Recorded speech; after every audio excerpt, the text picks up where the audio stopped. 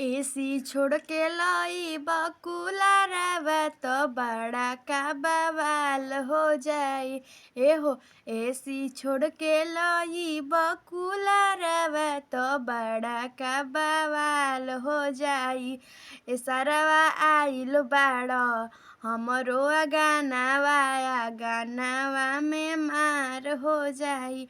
ए सरवा आइल बाड़ हमरो गानावा में मार हो जाई।